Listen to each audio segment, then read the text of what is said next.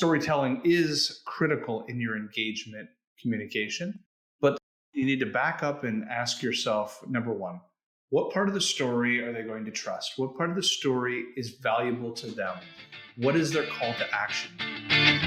This is the Storytelling for Sales podcast, a show about leveraging the power of storytelling to ignite your sales performance and grow your business. Hello, this is Ed Bilat, and today we have a very cool guest for you, a great sales leader and my distinguished guest, CEO of Sales for Life, which is a social selling management and consulting and training company, and, check this out, the best-selling author of 2 books, Spear Selling and Social Selling Mastery, Jamie Shanks, joining us today. Jamie Shanks, welcome to the show. Thank you so much for having me. Absolutely, I'm delighted. Jamie, I've been watching your videos from all over the world, exotic places, airports, helicopters, castles. Been following you for quite some time, so it's an honor to have you on the show. Congratulations on your new book, Spear Selling. So that's wonderful. And would love to hear your story. But before we do this, let me ask you a traditional question, which is what business success story inspires you and why? Business success story that inspires me is any entrepreneur that has built something from scratch. For me, as somebody who built this company from an idea and a failed consulting practice at that in my first couple of years, I am inspired by anyone who is a founder, owner, operator who took a business from zero to millions of dollars. In fact, you can read books about those that have built billions of dollar businesses, but not those. I'm less inspired by those that take over businesses, more about those that start it from scratch. Well, wonderful. Yeah, I listened to the video where you described the experience. I believe you were getting married at the same time, right? And starting the company. So it was just a total start from nothing, correct? I mean, all I had was a laptop, a stack of business cards, and a tank of gas in my car, and that was it. And I really didn't understand, and it took me years to really understand the financial and operational rigor and acumen necessary to run a professional services company. I actually, I had to learn it the hard way. Wow, that's very interesting. You came to the consulting practice from the sales world, right? So you've been the director of business development, right? However, this is different. Right. So how did you even get into the sales originally? Well, it was by accident. I didn't want to be a sales professional. So when I was in university, I went to the University of Ottawa. I volunteered at the Bank of Montreal Nesbitt Burns in Canada, Ontario. And then I would spend my time as a volunteer. They gave me a summer job that turned into a full-time job, and at the same time finishing my undergrad degree. So what I didn't realize, my dream as a kid was to be a stockbroker. I mean, I did job shadow days at the stock brokerage firms. This is all I ever wanted to be. And then, like a Wall Street, right? Wall Street. And then in 2000, when the market collapsed and I was an investment representative, I didn't know that a stockbroker is actually a sales professional that advises on, stocks that are out in the market, but also advises on stocks that the bank has underwritten, and their job is to sell the inventory that the bank owns. Nobody told me this. So what I didn't realize is I was already a sales professional. I was like a wolf in sheep's clothing, or whatever that saying is. Anyways, I left the bank. I went on to do my master's degree. And when I came back, the only company that would hire me, or the only role that people would hire me for, was a sales role, because they said, well, that's your previous experience. Like, what are you talking about? I'm not a seller. And anyway, so I fell into that. Interesting. So obviously not expecting to be a full-time sales professional. So what was your major challenge early on moving into this? Well, I can tell you what my major strength was, and then I'll work backwards to everything else being the challenge. So what I discovered about myself, I've always been a talker. When I was in high school, I owned a landscaping company. And, I'd make other people cut the grass, and I just went door to door to win customers. So I had an innate skill of making people feel comfortable, creating business opportunity for myself. So my strength when I started in commercial real estate, it was a 100% commission job. I was really good at booking meetings, creating opportunity. I wasn't as great at the follow through and actually doing the real estate transaction. But what I did is I started partnering internally, and I would become the business development engine in a group of other, corporate real estate brokers. And, one person would maybe manage the customer. One person would do the real estate transaction. But my job was business development. And at that time, business development was primarily done via telephone and face-to-face meetings. And so I could cold call the daylights out of, I could burn the phone up with cold calls. I was just strong at this. Yeah, the analog way, right? The analog way. So every other skill became my challenge. Okay, so do you have a favorite sales failure of yours? Can you give us an example of what was a failure, which was actually a good lesson for you? Well, I have a story that I'll try to shrink down to podcast levels, but essentially, when I was in commercial real estate, I won a mandate, which means the opportunity to work on a piece of business for a large industrial company that wanted to build a building. And the commission from this deal would have been enough to pay off my master's degree and buy me a house. Like, it was massive in Toronto, Canada.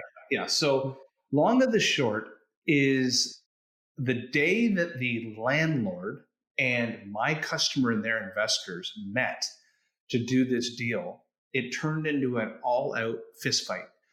And what happened was my customer. So this is closing meeting? Yeah, exactly. And my customer and investors fired me because they said I didn't do the due diligence on who this landowner was. No. So what I did is I actually Googled the investor's name, looked them up on Canada 411. I bought the most expensive bottle of scotch I could afford, drove to this person's house. It's a gated community north of the city in a place called King City. I jumped the fence to their property, ran across their yard, and the investor was sitting in his bathrobe smoking a cigar out on his porch.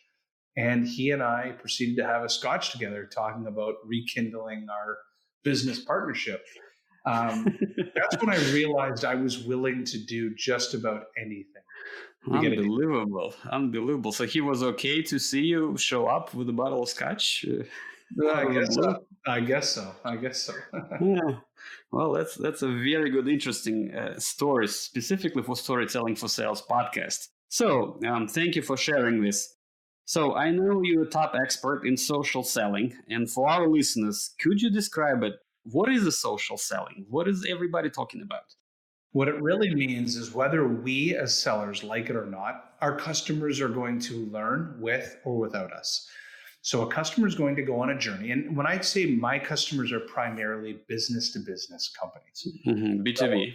B2B, yeah. So let's say a vice president of information technology or a VP of HR is going to look at an initiative, and a portion of their learning is going to happen without the sales professional. That means that they'll do online research, they'll reach out to their social network and ask some questions.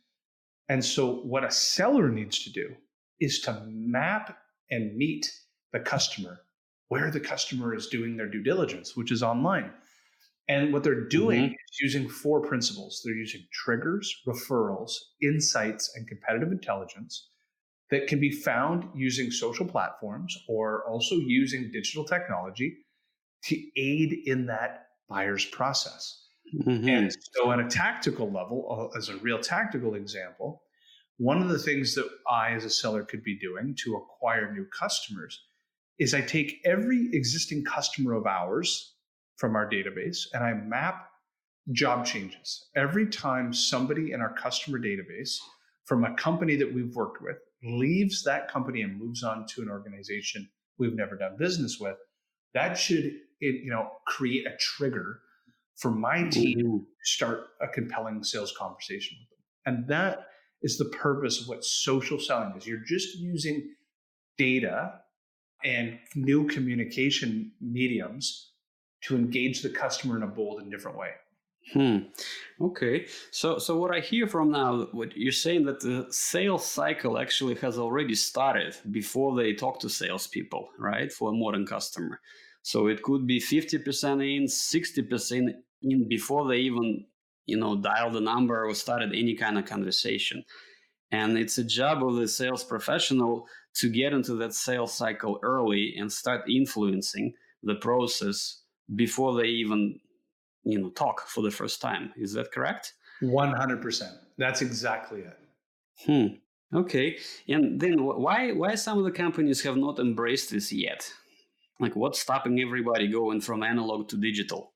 There would be a few things. One would be analysis by paralysis or fear of change. So there'd be a group of companies that have been doing it the same way for so long. The idea of altering that current sales motion is just impossible for them to fathom.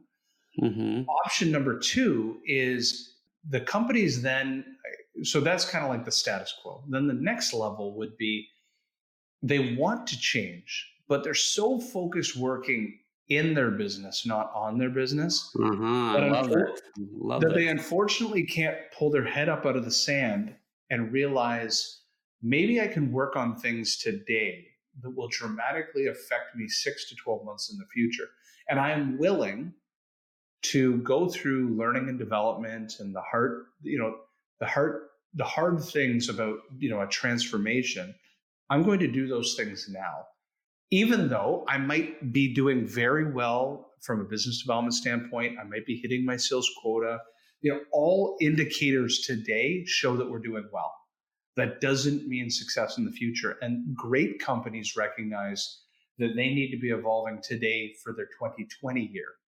And that's just the difference. So many companies are so focused on their next 90 days in their quarter that they can't fathom planning beyond that. And it's also because, remember, the average vice president of sales stays in a company something like 17 months. That's the average tenure of sales. So that VP of sales isn't really concerned about what it's going to look like a year or two down the road. They're focused a quarter at a time. That's right. And then if you want to drive magnificent, fantastic results, you have to change, right? Because what's the true definition of insanity? The medical term is continue to do the same thing, right? And expect different results. And this is exactly why that's such a challenge. So is there any other tools or any particular ways you recommend to doing this for somebody who is just evolving into successful social selling as a strategy? Well, absolutely. The most prevalent tool to start with is the tool of LinkedIn. Especially if you're selling business to business. And then from there, think of LinkedIn as two things. One, the world's largest database, so a resource or research tool. And then the second, a different type of communication platform. And when you think about it in those two contexts, then first start to evaluate how you can acquire more data that is beneficial to you. Strategic data, such as I could go into your social network, Ed, right now and see all the companies that you're connected to. So that is, at the end of the day, think of what we use in the analog world and how you can apply it in the digital world. You think to yourself, referrals. Referrals are obviously a fantastic business development motion. Great. Where do I acquire referrals? Well, what if I dropped into Ed's social network and I looked at the 3 to 5 companies that Ed knew the best? Now, all of a sudden, you're taking a sales play and you're executing it through a digital medium like LinkedIn. So that's where I would get started. Think of how I would use it as that research tool. And then from an engagement tool, I would think to myself, okay, I want to target a company in Ottawa, Shopify. Great. Well, if I wanted to get a hold of the C-level executives at Shopify, instead of me calling my way in, what about if I use a medium like I make a video and I send it to those C-level executives through LinkedIn that bypasses the gatekeeper? Again, you're just using the same process you would use in the analog world. You're just digitizing it. Yeah, that's very important because you mentioned 3 things: the trigger selling, referral selling, and then insight selling. So, and if I understand you correctly, you're asking, okay, these three things, they did exist like for centuries in the sales world. Now, all you're doing is you're taking them from analog to digital. So, is that correct? That's 100% what you're trying to do. In social selling, you're not inventing a whole new sales methodology. What you're doing is refining your existing sales motion. That's ultimately what you're trying to do. Yeah, very cool. So, because if we put it like that, that sounds less scary for our listeners, right? Yeah, and I think that's where people get caught up is they think, oh, I must now become a social seller. No, you're not abandoning the way you sell. You're just evolving.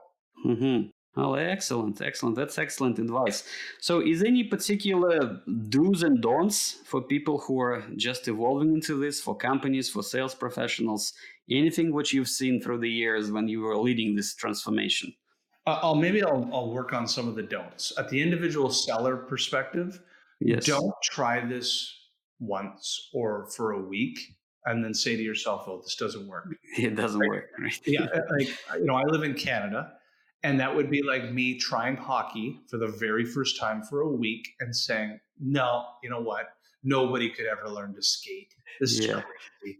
What do you mean blades on ice, right? And so the reality is my company alone has trained hundreds of thousands of sellers who have made billions in dollars of sales pipeline around the world. So when somebody says this doesn't work for them, they're just making an excuse for themselves. Mm-hmm. And then at the corporate level, 51% of success of a digital sales transformation sits with frontline sales managers, actually sits with sales leadership. If the sales leaders don't inherently believe this, know how it works, turn these into coachable moments and actually coach towards these in their one-on-ones, then it doesn't really matter what you teach the sellers. Because you can teach the sellers these skills all they want, but if they're not being held accountable to them, it'll never happen. Yeah, that's right. They just wasted their training dollars for nothing. Correct.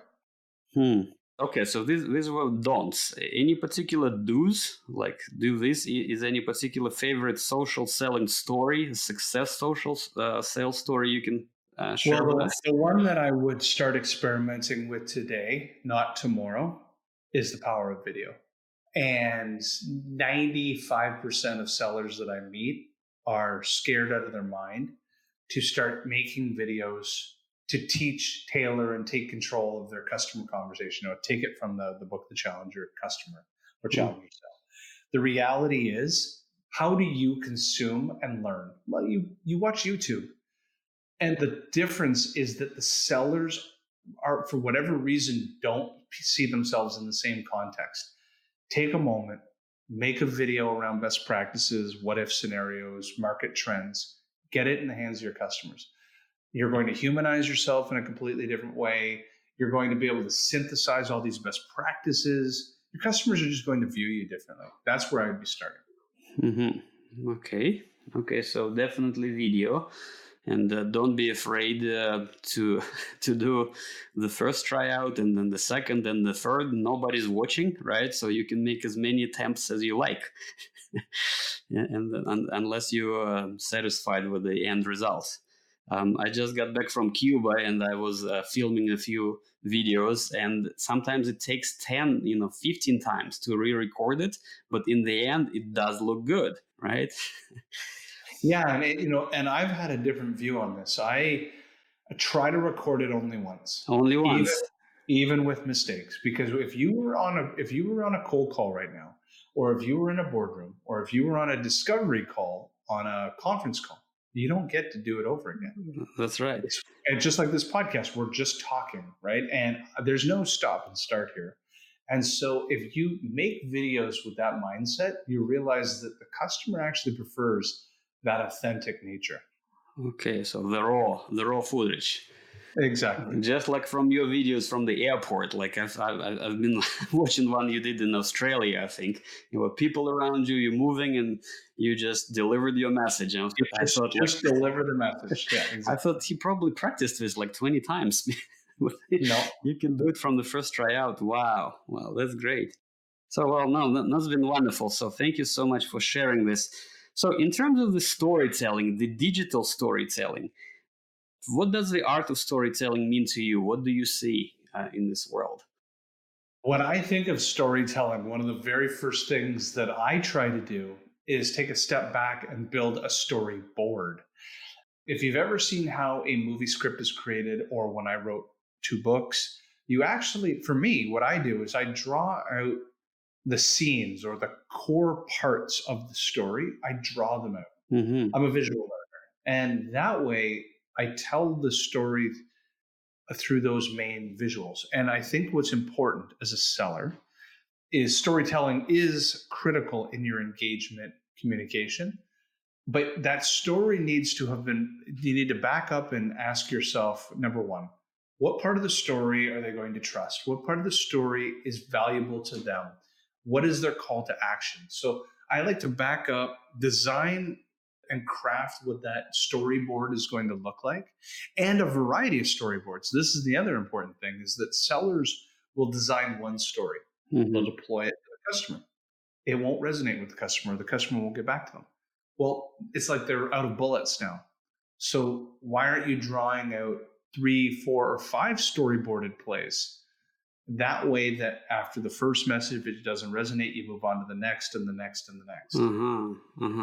Okay, so the classical one is the one where they use the STAR acronym, right? So STAR, situation, trouble, action, and results, right? So where you basically describe life as it is, then something happens, right? Then it's the trouble, and then what the actions you took, and then results. So this is sort of the classical wave. So what you're saying, that scenario may not resonate with everybody. So you need to have several, correct? Correct. And or the process that you just described, the STAR process might work, but the content within that STAR process, the situation may not have resonated, or the result may not be of value to that person. So you might need, if you like the STAR process, then you just need to devise multiple stories using that process. Mm-hmm. And the more details you put, the more believable story is, right? Because on the other side, the customer, they're trying to evaluate, did you just make this up, right? Or is this a real story? Correct. Yeah. And that's why social proof is really valuable when you have a link that can attach to a video or a blog that's written about it, or a podcast. Now all of a sudden there's some social proof to that story. That's right, because they're looking to validate it. Wow, this has been a wonderful, wonderful discussion. So, Jamie, thank you so much for connecting with us today. So tell us about your book, and tell us about the best way to connect with you for our listeners. The book that we published in January is called Spear Selling. Spear Selling. And so Spear Selling is the ultimate account-based sales guide for the modern digital seller. What that really means is, when I wrote Social Selling Mastery in 2016, it was about the overarching movement of social selling. But what happened is, over the years, customers are becoming more and more account-based focused. And so this book is very tactical and provides real sales plays that you could run and your leadership team can coach towards as a modern digital seller. And you can pick it up on Amazon in every format, from Audibles to Kindle to hardcover to softcover. And you can also connect with me on LinkedIn at Jamie Shanks. Wonderful. So in terms of the account-based selling, everything you described about the digital selling or the social selling, is that component included in this, or is that separate? Nope, it's completely covered inside this. Everything that we teach has a social and digital twist to it. That would be really cool to check this out, right? Because if you can see this as a one strategy, as a one approach, not as separate pieces, I think it would be very, very valuable for our listeners to try this out. So thank you so much for coming to the podcast. It's been an absolute pleasure. So I will make sure we include your information. Again, ladies and gentlemen, Jamie Shanks. Thank you so much. Thank you so much. That does it for this episode of Storytelling for Sales. You'll find show notes and links on our webpage, storytellingsales.com. You can subscribe to the podcast on iTunes or wherever you get your podcasts. Thanks for listening.